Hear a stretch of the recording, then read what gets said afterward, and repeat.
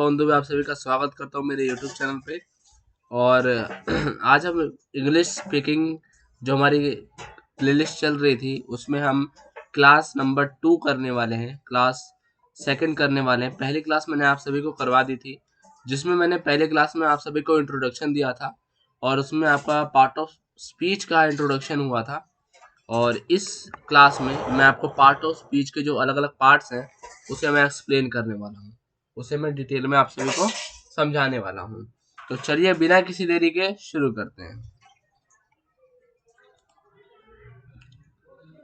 तो यहाँ पर इंग्लिश स्पीकिंग क्लास हमने शुरू कर दी है। ये क्लास नंबर 2 है, क्लास सेकंड है। तो यहाँ पर मैंने आपको नाउन करवा दिया था उसी वीडियो में पार्ट 1 में, जो कि इंट्रोडक्शन था पार्ट ऑफ स्पीच का। इसमें हम प्रोनाउन करेंगे, ठीक है।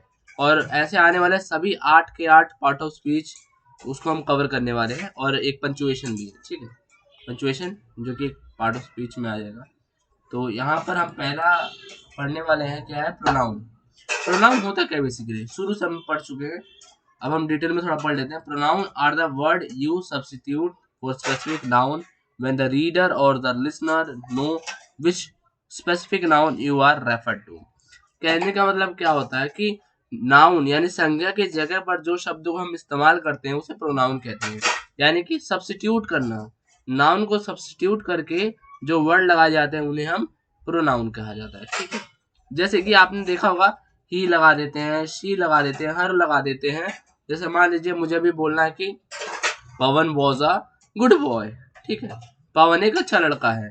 तो उसमें हम ये भी बोल सकते हैं, जैसे अगर हमने पवन ऊपर की हेडिंग बोल दी तो अब हम ऐसे लगाते हैं, he was lived in Jahangirpuri, he was belong to Uttar Pradesh. इस तरीके से कैटेगरी, मतलब ही लगा रहे हैं तो वहां जो ही लग रहा है उसे प्रोनाउन कहेंगे, ठीक है। नाउन क्या था, इसमें पवन था, पवन की जगह क्या लगा दिया, ही लगा दिया, तो ही क्या है, प्रोनाउन है। यानी कि संज्ञा के स्थान पर जो शब्दों का प्रयोग करते हैं उसे प्रोनाउन कहते हैं, ठीक है। यहाँ पर एग्जांपल हो जाएगा ही, शी, दे, इट, माइन, इस तरीके के प्रोनाउन आ जाते हैं। नेक्स्ट बात करते हैं एडजेक्टिव की। एडजेक्टिव क्या होता है, देखो एडजेक्टिव में आ जाता है, adjectives are the word that describe noun. अब वहां पर तो था कि नाउन को रिप्लेस कर देता था, यहाँ पर नाउन के बारे में बताता है, यानी कि संज्ञा की विशेषता बताता है, डिस्क्राइब करता है। अब यहाँ पर एक क्वेश्चन टाइप मैंने बनाया है, देखो, think about your favourite movie. एक अपनी मनपसंद मूवी के बारे में सोचो।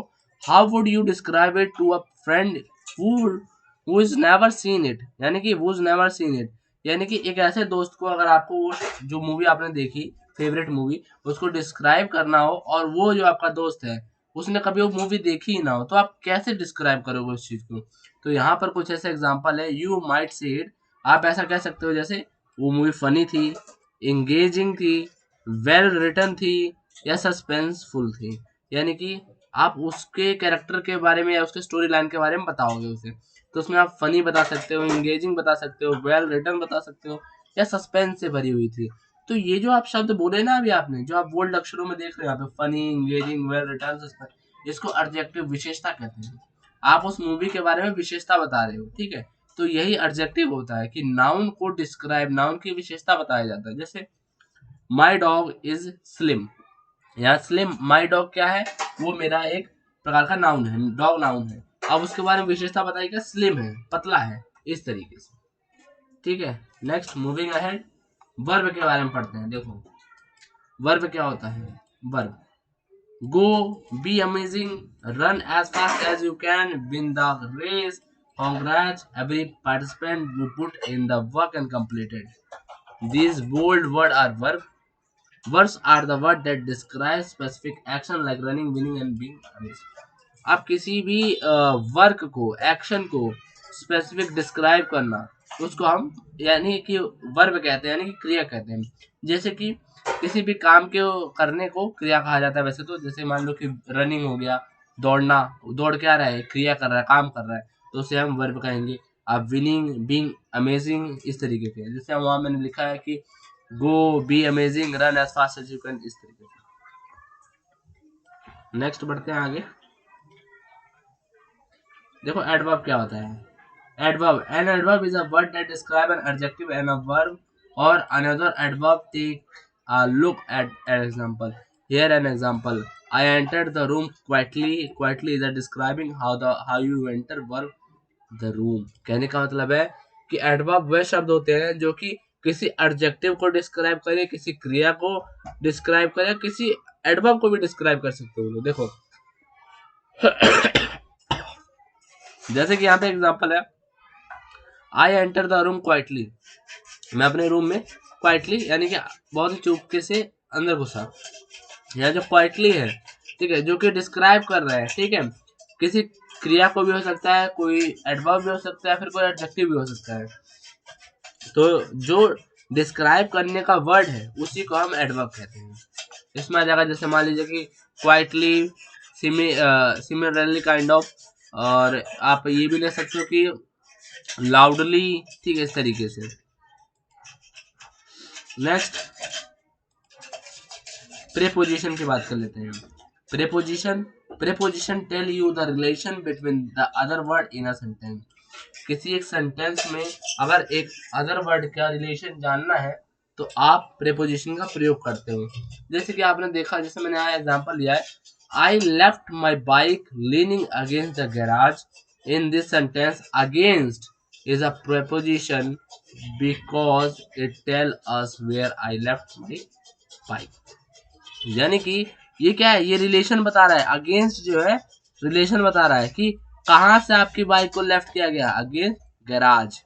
तो जब शब्दों के बीच रिलेशन बताना हो या सेंटेंस के बीच रिलेशन बताना तो उसमें हम प्रेपोजिशन का इस्तेमाल करते हैं। जैसे मैं एक एग्जांपल लेता हूँ, my book on the table, ठीक है, ऑन क्या है, ऑन रिलेशन बता रहा है कि मेरी बुक, अब टेबल उसके बीच में क्या रिलेशन है, ऑन यानी ऑन ऊपर, ठीक है, एक तरीके से। तो मेरी बुक टेबल के ऊपर है, इस तरीके से, ऑन द टेबल। अब अबव, बिलो, इस तरीके, बिहाइंड, इस तरीके का भी प्रयोग आप प्रेपोजिशन के अंदर कर सकते हो, ठीक है। कंजक्शन, देखो कंजक्शन क्या होता है, इंपॉर्टेंट है। देखो, conjunction make it possible to build complex sentence that express multiple ideas.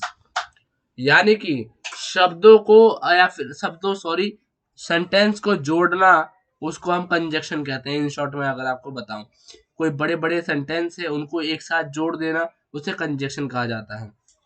जैसे कि मैंने एक एग्जांपल लिया है, I like marinara sauce, I like alfredo sauce, I don't like puttanesca sauce. Each of these three sentence express a clear idea, ठीक है, ये तीनों सेंटेंस अलग अलग और एक क्लियर आइडिया को डिनोट कर रहे हैं। There is nothing wrong with the listening your preference like this. इसमें कोई गलत भी नहीं है, but it is not most the efficient way to do it. लेकिन ये एक अच्छा तरीका नहीं है बोलने का। if you are learning grammar, if you are learning English speaking, so you have to be note down one thing, that this is not the perfect line which you have to be mentioned in your speaking. So what is the efficient way to do it? देखो, consider instead। अब देखो सही तरीका क्या है, I like marina sauce and note this, bold this letter, and Alfredo sauce, but I don't like puttanesca sauce. कहने का मतलब क्या है, एंड और बट ने शब्दों को, सेंटेंस को जोड़ने का काम किया है, और जो जो शब्दों सेंटेंस को जोड़ने का काम करता है उसे कंजक्शन कहा जाता है, ठीक है। और यहाँ पर हमारा जो इंट्रोडक्शन पार्ट था ये हमारा कवर हो चुका है, ठीक है। यदि आप लोग चाहते हो कि मैं इन सभी की डिटेल वीडियो बनाऊं, ठीक है, तो मैं वो भी कर सकता हूँ, इन सभी के ऊपर डिटेल वीडियो बना सकता हूँ। मैं प्रोनाउन को पूरा डिटेल एक्सप्लेन कर सकता हूँ, बाकी कंजक्शन, प्रेपोजिशन, ये देखो, प्रेपोजिशन और कंजक्शन हमारे मेन टॉपिक रहेंगे। कहने का मतलब क्या है कि मैं नाउन और प्रोनाउन को शायद एक बार के लिए स्किप कर सकता हूँ, बट प्रेपोजिशन, कंजक्शन, आपके इंटेरोगेटिव भी होता है। देखो, इंटेरोगेटिव भी बताते चलता हूँ। इंटेरोगेटिव नहीं होता हूँ, आई थिंक उसकी वीडियो मैं एक्चुअली बनाऊंगा बहुत जल्दी, ठीक है। तो कंजक्शन, प्रेपोजिशन, इन सब से रिलेटेड जो होती है ना वीडियो, उसकी मैं सेपरेट वीडियो बनाऊंगा आप सभी के लिए। प्लीज़ अगर आपको पसंद आ रहा हो, चीज़ें समझ आ रही हो, या फिर आपको कुछ सजेशन देना हो, तो कमेंट बॉक्स खुला हुआ है, बिल्कुल ही ओपन, उसमें आप सजेशन दे सकते हो। हमें बता सकते हो कि हम और बेहतर कैसे कर सकते हैं चीज़ों को। और अगर ये वीडियो पसंद आ रही हो तो प्लीज़ और लोगों तक इसको फैलाएं, ताकि और बच्चे भी नॉलेज गेन कर पाएँ। तो आज के लिए क्लास 2 यहीं पे ख़त्म करते हैं। क्लास 3 में मिलते हैं बहुत जल्द। और आप सभी को 360 डिग्री स्टडी पॉइंट से जुड़ने के लिए आप सभी का बहुत बहुत धन्यवाद। और आज के लिए इतना ही। Thank you very much.